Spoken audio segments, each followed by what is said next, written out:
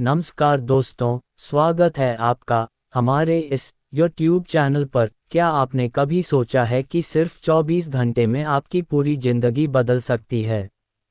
नहीं, मैं कोई सपना नहीं दिखा रहा और ना ही कोई जादू की बात कर रहा हूँ। मैं उस सच की बात कर रहा हूँ जिसे अगर आपने एक बार समझ लिया तो आपकी सोच, आपका नज़रिया, आपके फैसले सब कुछ बदल जाएगा। लेकिन इस सच को सुनने की हिम्मत हर किसी में नहीं होती, क्योंकि यह सच जितना सरल लगता है उतना ही गहरा और चुभने वाला है।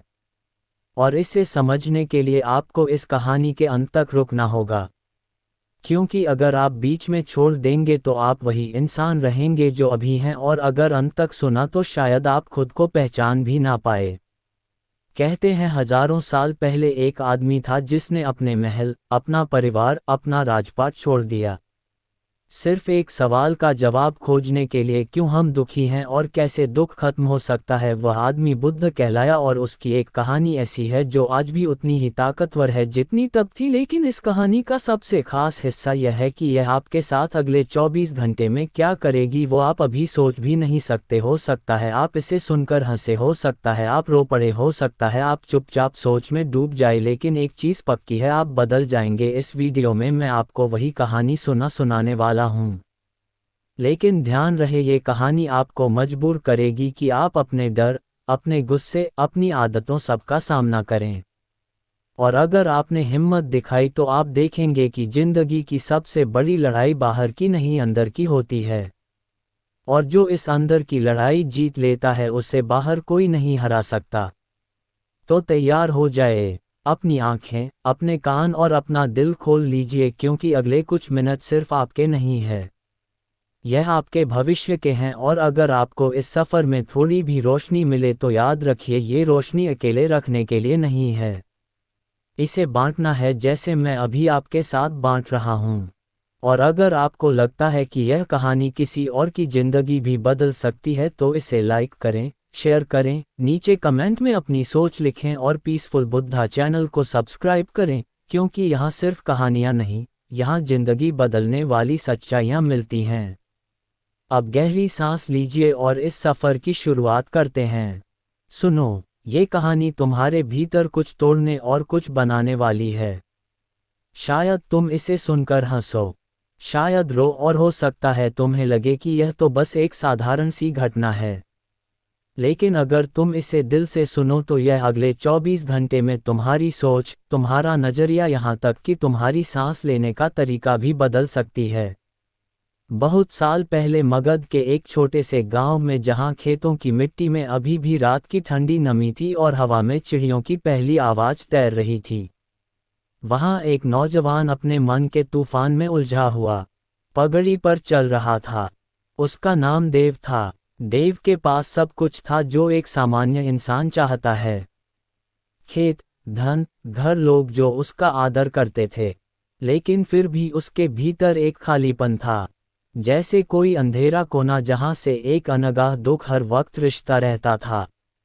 उसने बहुत कुछ आजमाया, त्योहारों में नाचा, शराब पी, दोस्तों के साथ हंसा, यहाँ तक कि दूर के शहर में जाकर व्यापार किया। लेकिन हर बार कुछ दिनों के बाद वही खालीपन लौट आता। एक सुबह वह नदी के किनारे खड़ा सोच रहा था कि आखिर उसकी जिंदगी में ऐसा क्या है जो उसे चैन नहीं लेने देता। तभी गांव में खबर फैली, आज बुद्ध इस रास्ते से गुजरेंगे। लोग खेत खलिहान छोड़कर रास्ते के किनारे इकट्ठा होने लगे। बच्चे पेड़ों पर चढ़ गए और औरतें थाल में फूल लेकर खड़ी हो गई। देव ने पहले सोचा कि इसमें उसका क्या, लेकिन फिर एक अजीब सा खिंचाव महसूस हुआ, जैसे कोई भीतर से कह रहा हो, जा देख। वह भीड़ के पास पहुंचा। दूर से कुछ भिक्षु नंगे पांव, साधारण वस्त्र पहने, धीमे धीमे चल रहे थे, और उनके बीच में एक व्यक्ति था जिसके चेहरे पर इतनी गहरी शांति थी कि लगता था आसपास का सारा शोर उसी में घुल गया है। वह बुद्ध थे। देव ने बस एक नज़र डाली और उसे लगा कि यह नज़र उसके भीतर तक उतर गई, जैसे उसके सारे राज खोलकर देख लिए हो। बुद्ध चलते चलते जब देव के सामने से गुजरे तो एक पल के लिए उनकी आंखें मिली। समय थम गया। देव का दिल तेज धड़कने लगा। बिना कुछ कहे बुद्ध ने हल्का सा सिर हिलाया और आगे बढ़ गए। देव के पांव खुद ब खुद उनके पीछे चल पड़े। कोई उसे रोक नहीं रहा था। भिक्षु भी, जैसे जानते थे कि यह लड़का अब लौटेगा नहीं। रास्ता गांव से निकलकर खेतों के बीच फिर जंगल की ओर मुड़ गया। पत्तों के बीच से सूरज की रोशनी जमीन पर सुनहरी परत बिछा रही थी। हवा में मिट्टी और फूलों की मिली जुली खुशबू थी। देव के मन में सवाल थे, ये कहाँ ले जा रहे हैं? यह मुझे कुछ कह क्यों नहीं रहे? लेकिन उसने खुद को रोका। उसने महसूस किया कि बुद्ध के आसपास एक अजीब सी ऊर्जा है, जैसे सब कुछ शांत हो गया हो। जंगल गहरा होता गया। पक्षियों की आवाज धीमी पड़ने लगी और सिर्फ पैरों के नीचे सूखे पत्तों की चरमराहट रह गई। थोड़ी दूर चलने के बाद बुद्ध एक खुले स्थान पर रुके। वहां पास ही एक नदी बह रही थी। पानी इतना साफ था कि तल में पत्थर चमक रहे थे।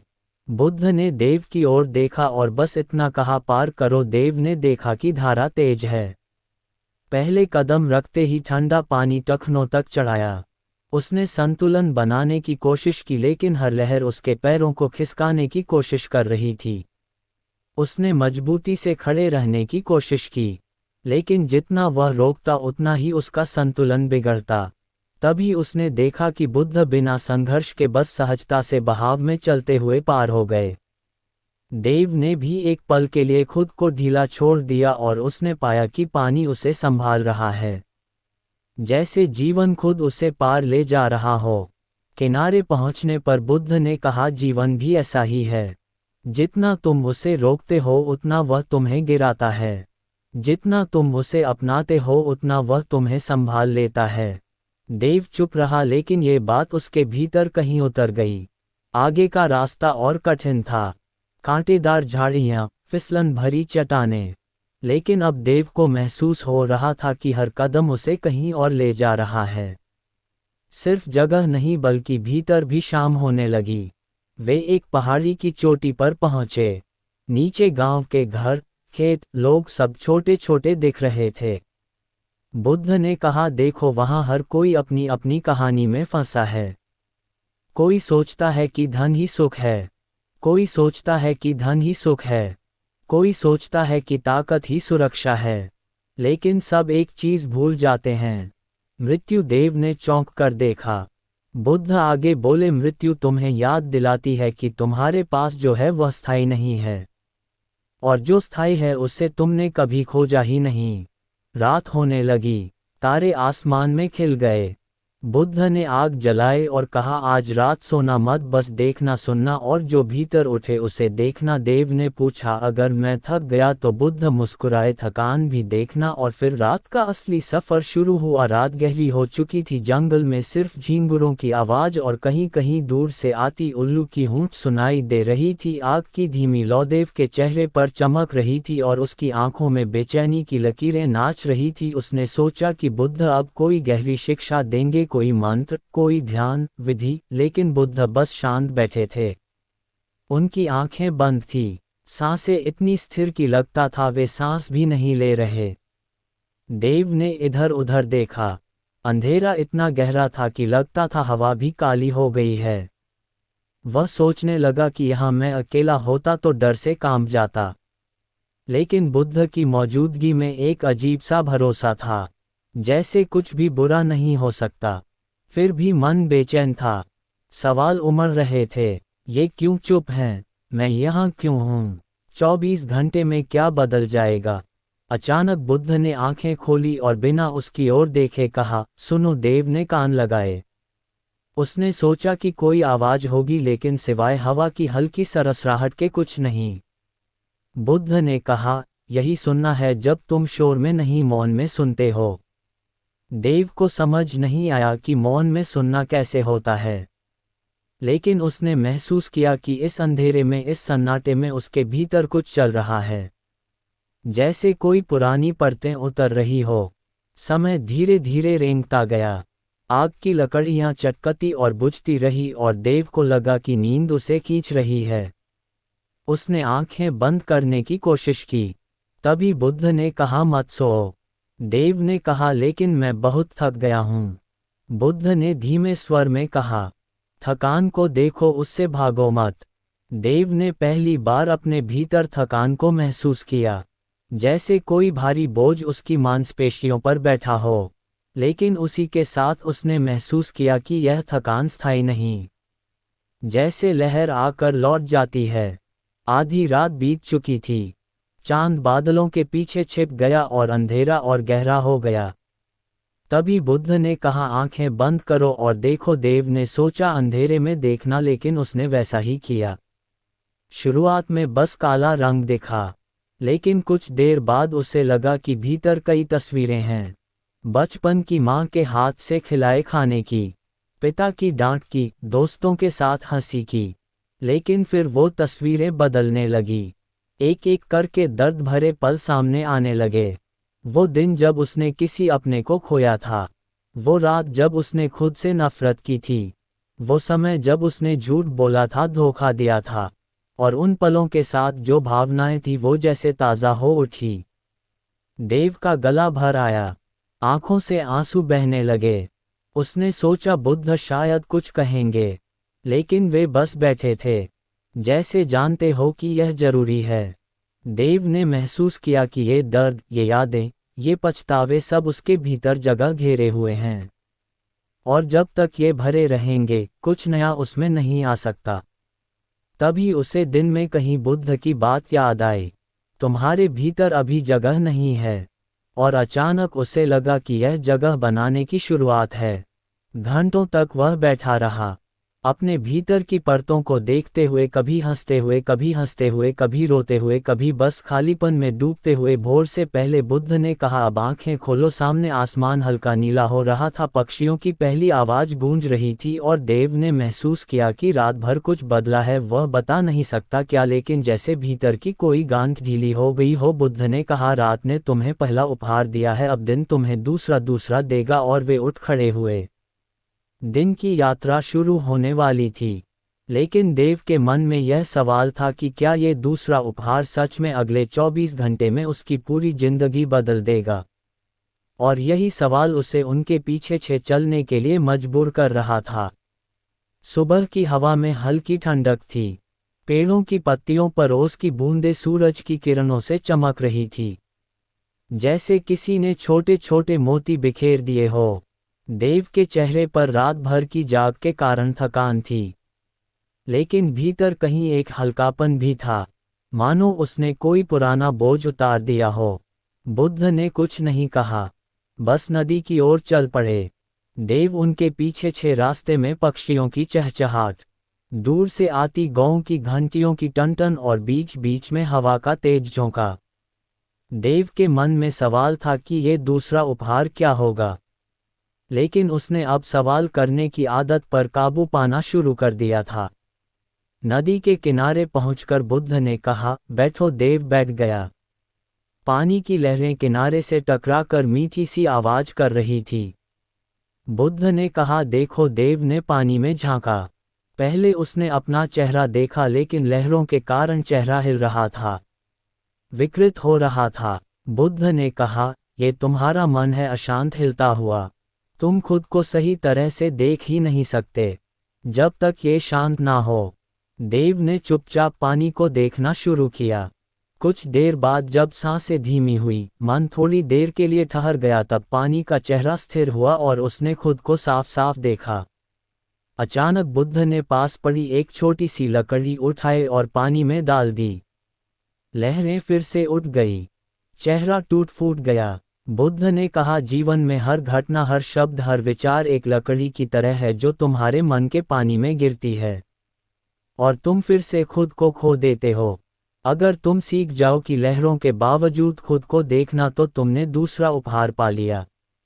देव को लगा कि यह सुनने में आसान है, लेकिन जीने में कठिन। वे वहां से उठे और एक ऊंचे पहाड़ की चढ़ाई शुरू की। सूरज ऊपर आ चुका था, पसीना माथे से बह रहा था।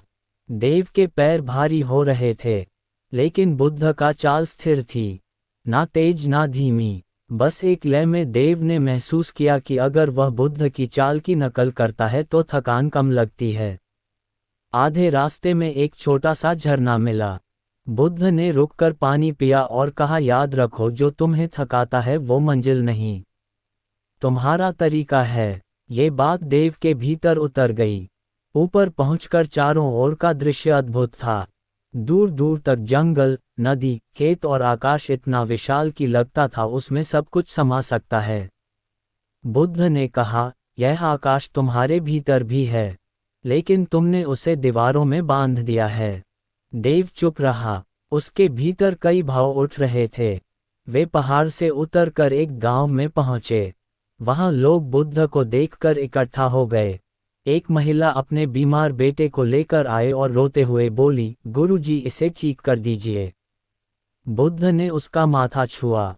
कुछ पल मौन रहे और कहा, दवा दो, आराम दो और प्रेम दो।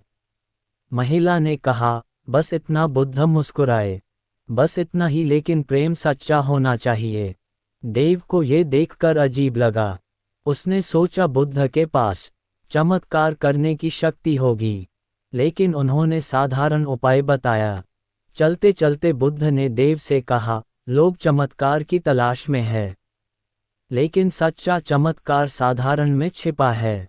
दिन ढलने लगा। सूरज लाल होकर क्षितिज में डूब रहा था। आकाश सुनहरा और नारंगी रंग में रंग गया था। बुद्ध ने कहा, आज का दूसरा उपहार तुम्हें ये सिखाना था कि बाहर जो देखो वह भीतर भी है, और जो भीतर है वही बाहर दिखता है।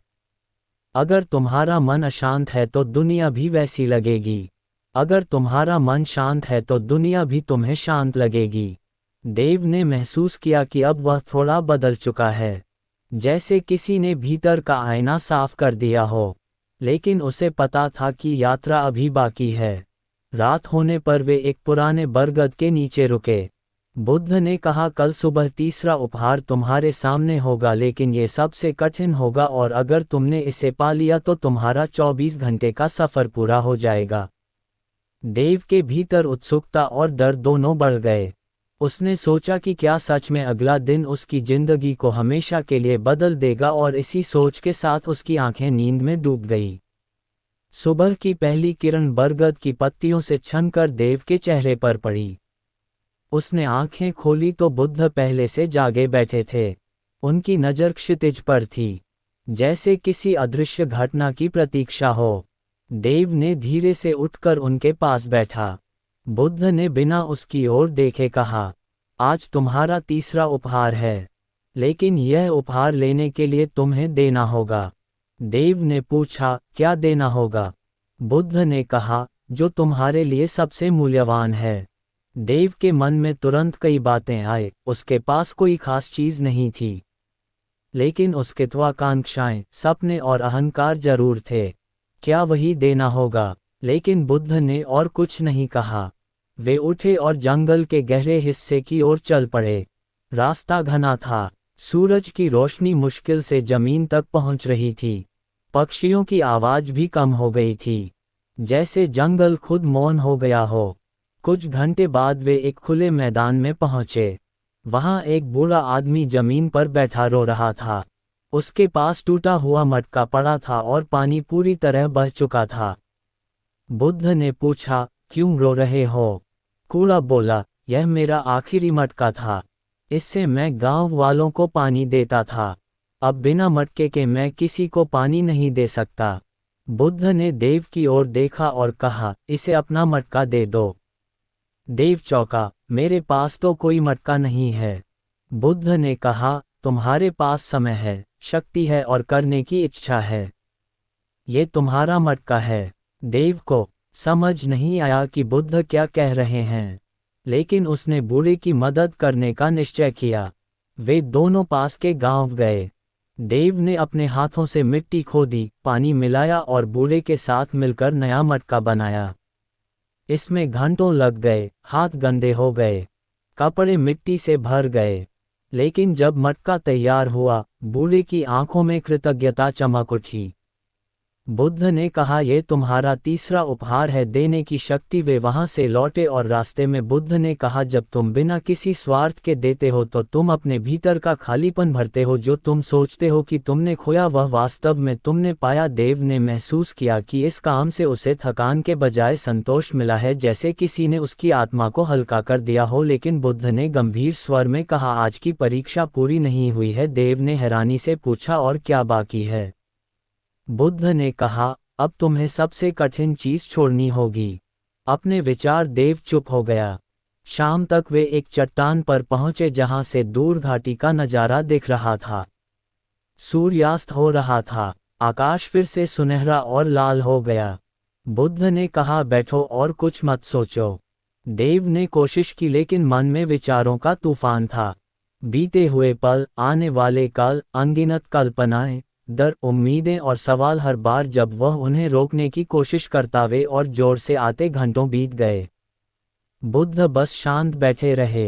अंत में थक कर देव ने विचारों से लड़ना बंद कर दिया, और जैसे ही उसने हार मानी, मन अचानक शांत हो गया। जैसे तूफान के बाद सागर, उस शांति में एक गहरी सुकून भरी अनुभूति थी, जैसे कोई अदृश्य पर्दा हट गया हो। बुद्ध ने कहा, यही तुम्हारा तीसरा उपहार है। मन का मौन। रात घेरा आई थी, तारे आसमान में चमक रहे थे, और देव को लगा कि आज का दिन सच में उसके भीतर कुछ बड़ा बदल गया है। लेकिन उसे ये भी पता था कि चौथा और आखिरी उपहार बाकी है, और वह शायद सबसे शक्तिशाली होगा। नींद में जाते हुए उसने सोचा कि अगर कल का उपहार वैसा ही है जैसा बुद्ध कह रहे हैं, तो सच में ये 24 घंटे उसकी पूरी जिंदगी बदल देंगे। सुबह की हवा पहले से ज्यादा हल्की और ठंडी थी, जैसे रात ने जंगल के हर पत्ते को धोकर साफ कर दिया हो।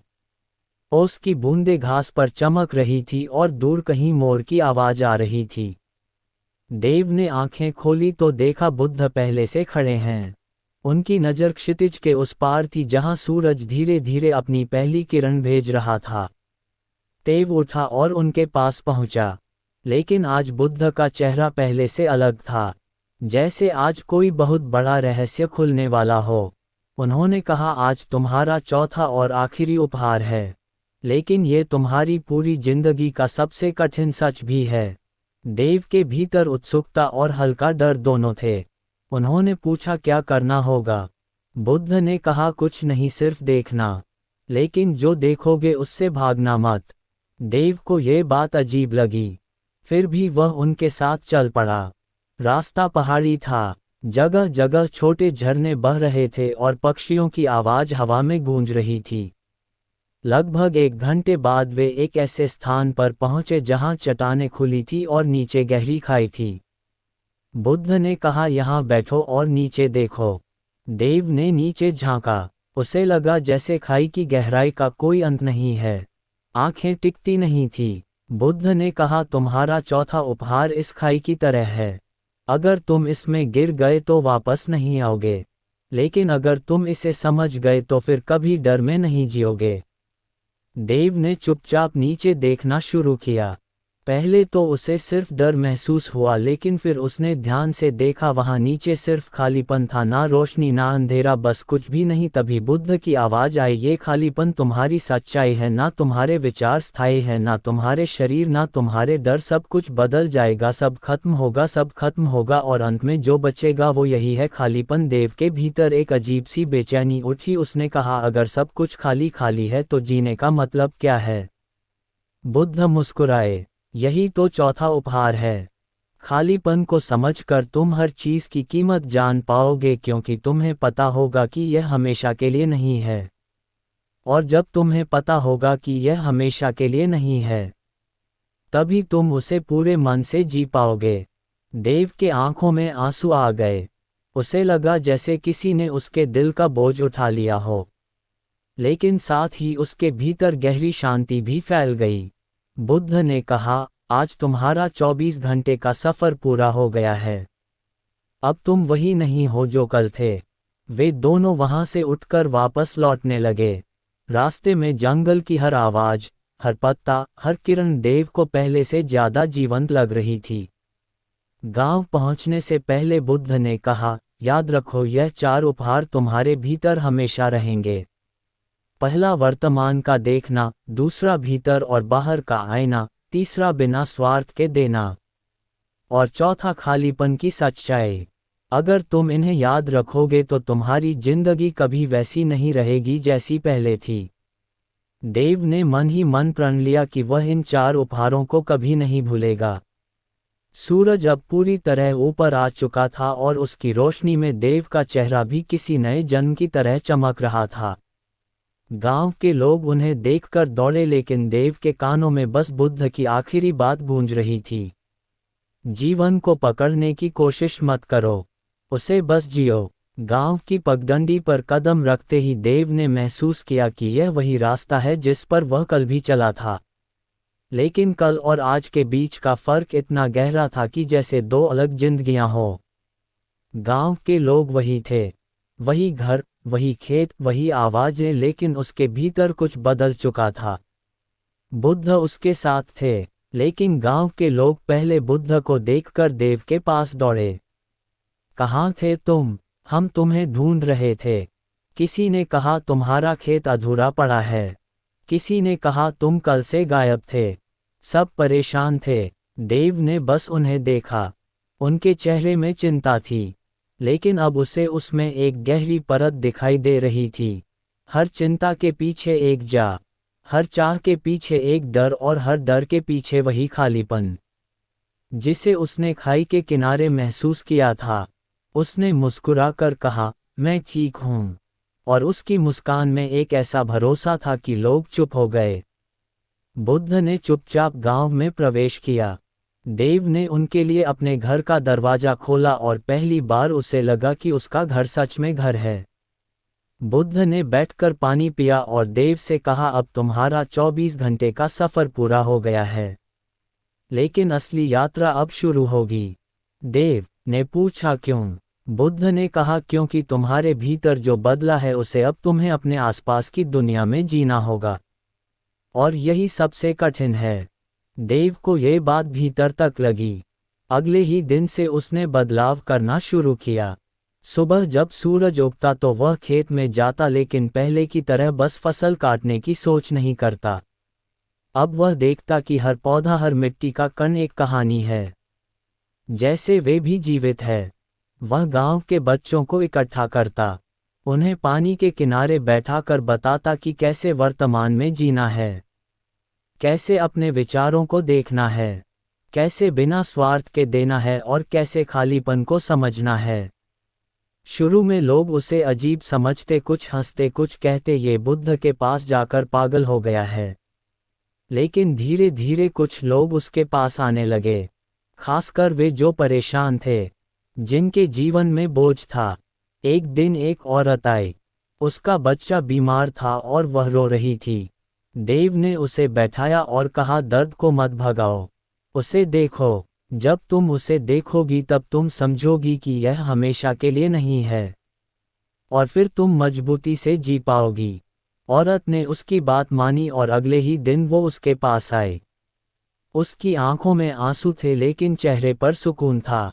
देव ने महसूस किया कि बुद्ध का दिया तीसरा उपहार, बिना स्वार्थ के देना, अब सच में उसके जीवन का हिस्सा बन रहा है। समय बीतने के साथ गांव में एक हल्का बदलाव आने लगा।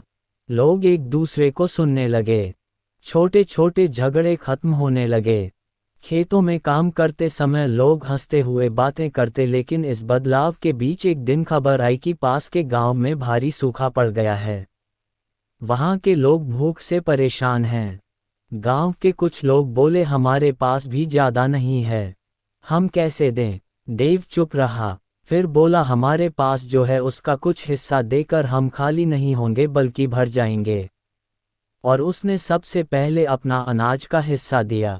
धीरे धीरे गांव के बाकी लोग भी जुड़ गए, और वह मदद लेकर पास के गांव गए। वहां के लोगों ने कृतज्ञता से उनका स्वागत किया। लौटते समय बुद्ध ने देव से कहा, याद रखो, देना कभी तुम्हें गरीब नहीं बनाता।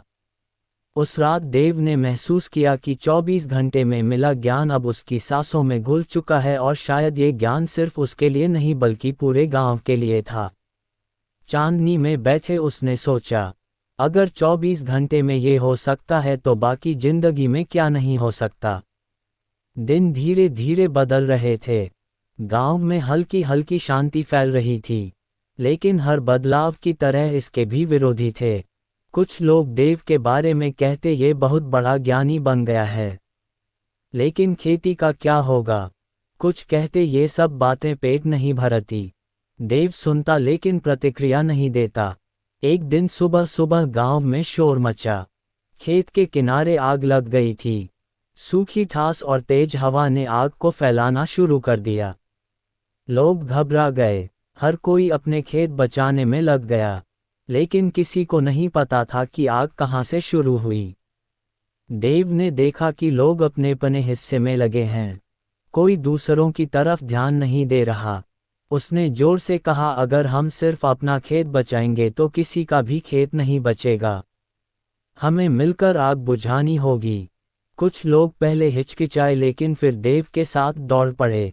उन्होंने पानी की बाल्टियां पास पास खड़ी कर दी और लाइन बनाकर एक के बाद एक पानी डालने लगे। कई घंटे तक संघर्ष के बाद आग काबू में आई। लोग थककर जमीन पर बैठ गए। उनके चेहरे काले पड़ गए थे, लेकिन आंखों में राहत थी। तभी एक बूढ़ा आदमी बोला, आज अगर हम सब साथ ना होते तो गांव जल गया होता।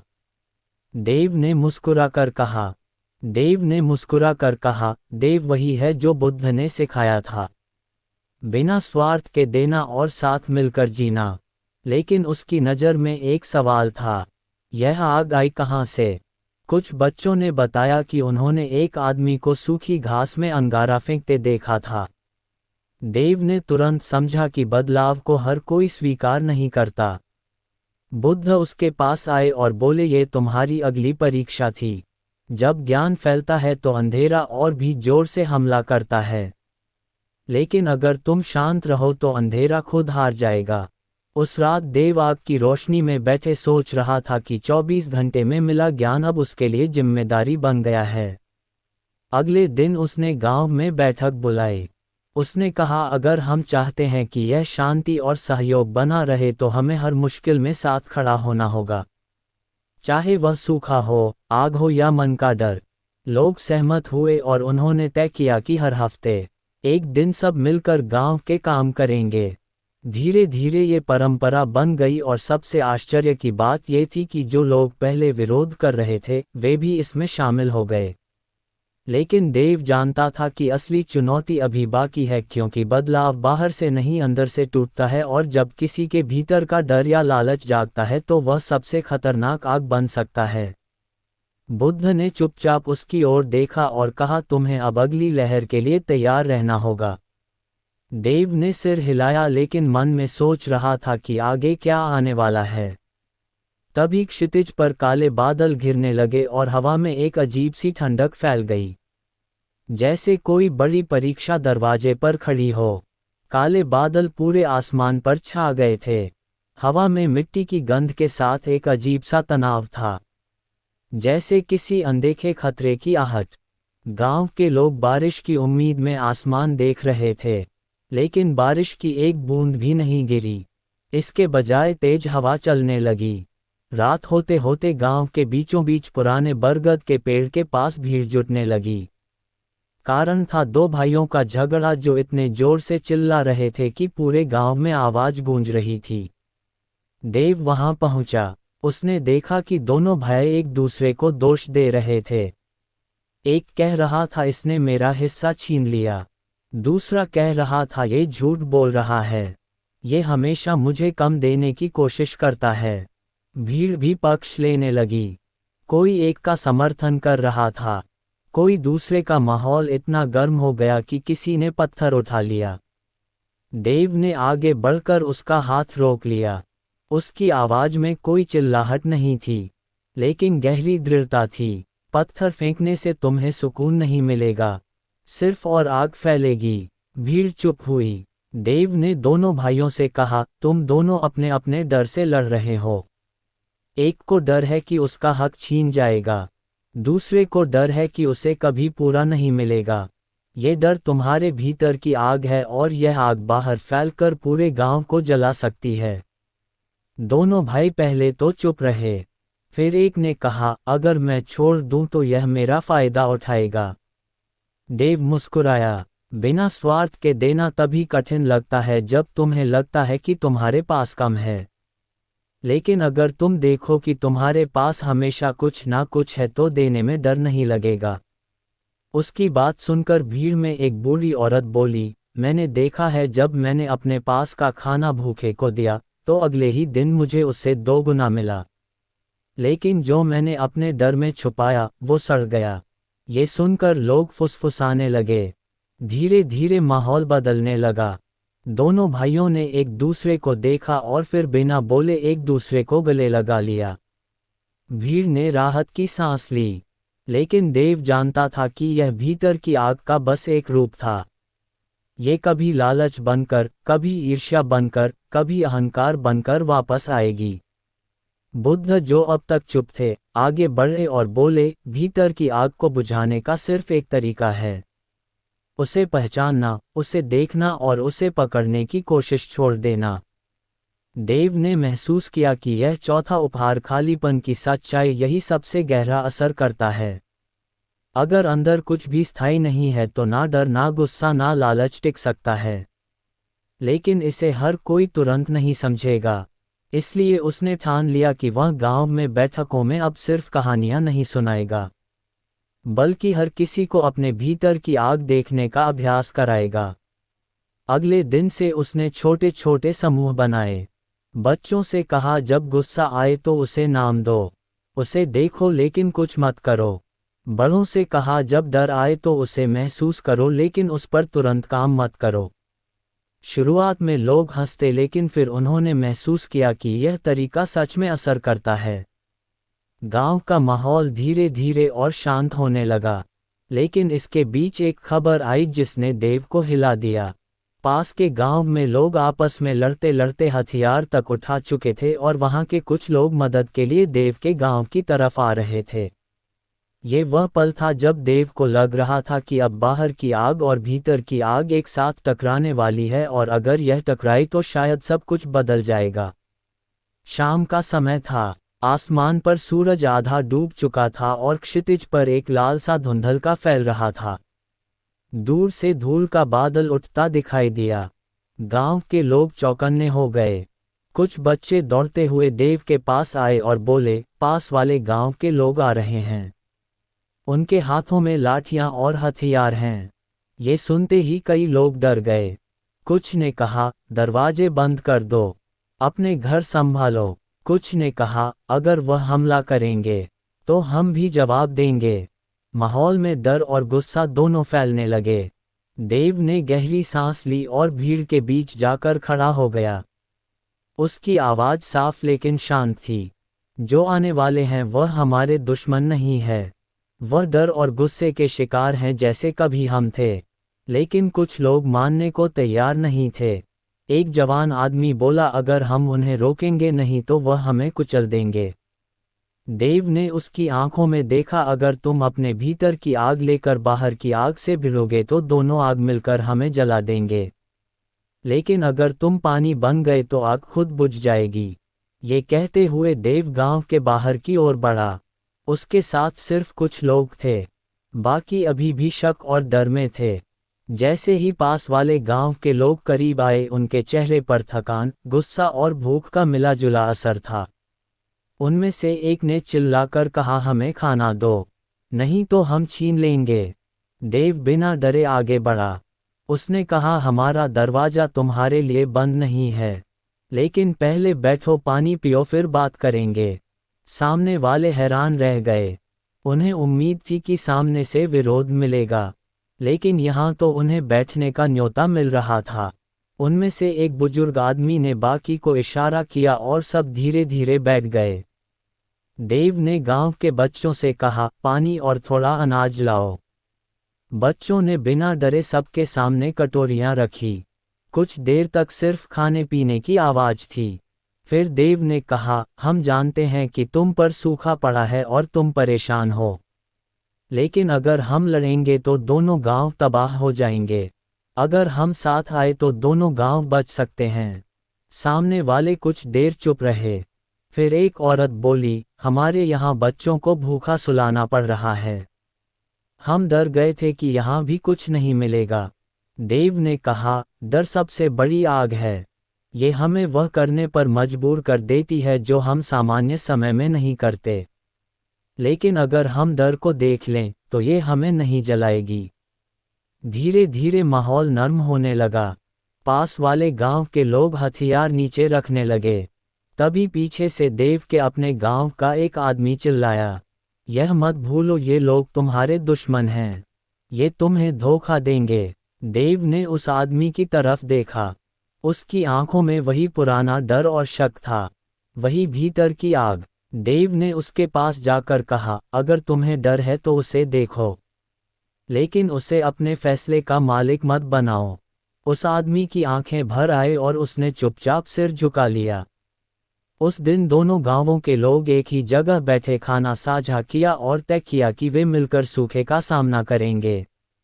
अगले कुछ हफ्तों में उन्होंने साथ मिलकर एक नहर खोदी जिससे दोनों गांवों तक पानी पहुंचने लगा और धीरे धीरे दोनों तरफ की आग ठंडी हो गई।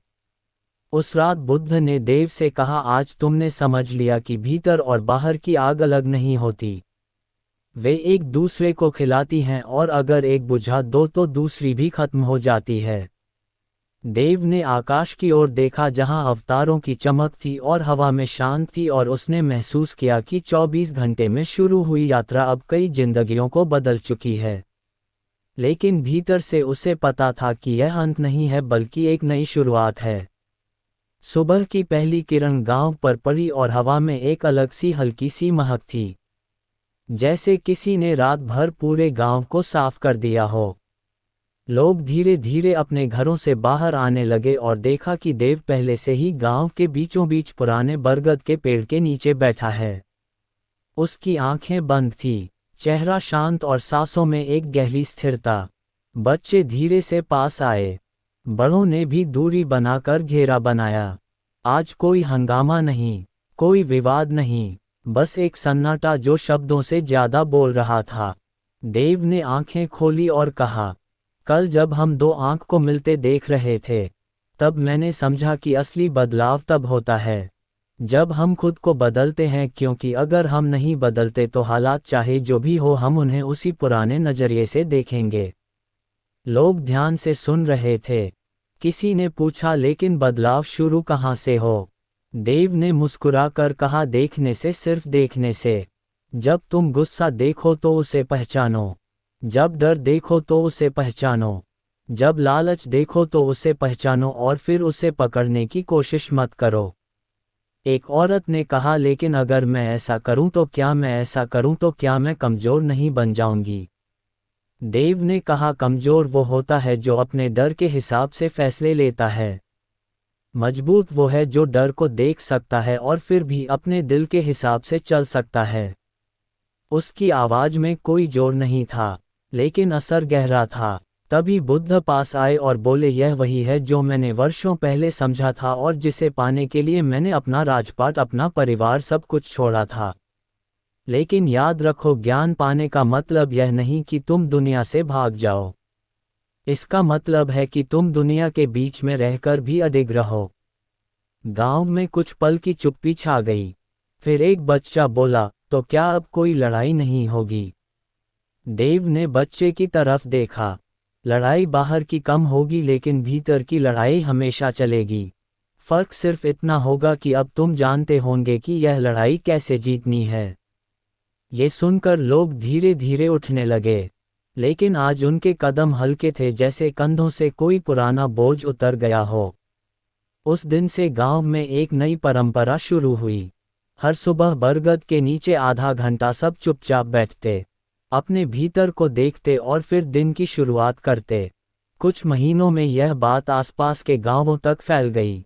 लोग दूर दूर से आने लगे और हर कोई इस साधारण सी प्रैक्टिस से अपने जीवन में बदलाव महसूस करने लगा। देव जानता था कि उसकी यात्रा का असली मकसद ये था कि यह ज्ञान सिर्फ उसके पास ना रहे बल्कि हर किसी तक पहुंचे, और धीरे धीरे ये 24 घंटे में मिला उपहार पूरे इलाके में फैल गया। बुद्ध ने एक दिन जाते जाते देव से कहा, अब तुम वह बन गए हो जिसकी इस गांव को जरूरत थी। लेकिन याद रखो, ये यात्रा कभी खत्म नहीं होती। देव ने सिर झुकाया और फिर आकाश की ओर देखा जहां सूरज अब पूरी तरह निकल आया था। उसकी किरणें ना सिर्फ धरती को बल्कि हर दिल को छू रही थी, और इसी के साथ वो एक कहानी जो 24 घंटे में एक साधारण किसान को बदल गई थी, अब सैकड़ों लोगों की जिंदगी बदलने लगी, और शायद आने वाली पीढ़ियां भी इसे सुनकर अपने भीतर की आग को पहचान कर उसे बुझा सकें। तो अब आपने ये कहानी सुन ली, आपने हर शब्द अपने कानों से, हर भाव अपने दिल से महसूस किया, और अब सवाल यह है कि क्या आप वही हैं जो इस वीडियो को शुरू करते समय थे, या आप बदल चुके हैं। शायद आपको अभी लगे कि सब कुछ पहले जैसा ही है, लेकिन अगले कुछ घंटों में, अगली सुबह या किसी कठिन पल में आपको अचानक एहसास होगा कि आपके भीतर कुछ नया जन्म ले चुका है। वह नया नजरिया जो हर स्थिति में आपको देखने देगा कि असली लड़ाई बाहर नहीं, भीतर है। आपने देखा कि कैसे बुद्ध की एक साधारण सी लगने वाली सीख इंसान की पूरी जिंदगी बदल सकती है। लेकिन ये तभी होगा जब आप इसे सिर्फ सुनकर भूल ना जाएं, बल्कि इसे जीना शुरू कर दें। क्योंकि कहानी का असर तभी होता है जब वह आपके हर फैसले, हर प्रतिक्रिया, हर विचार में उतर जाए। हो सकता है कल जब कोई आपको गुस्सा दिलाने की कोशिश करे तो आप रुक जाए। हो सकता है अगली बार जब डर आपको जकड़े तो आप उसे सिर्फ देखें। हो सकता है अगली बार जब लालच आपको बहकाए तो आप मुस्कुराकर उसे जाने दें। और उस पल आप समझेंगे कि बदलाव शुरू हो चुका है।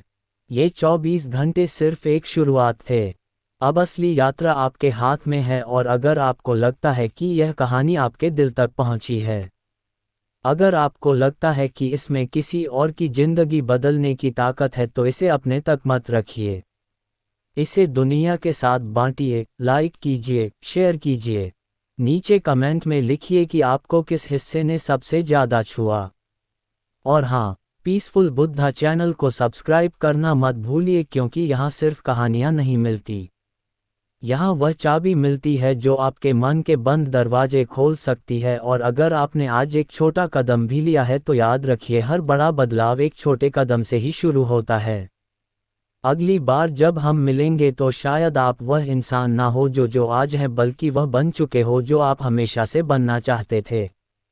तो तब तक इस रोशनी को थामे रखिए और उसे फैलाते रहिए।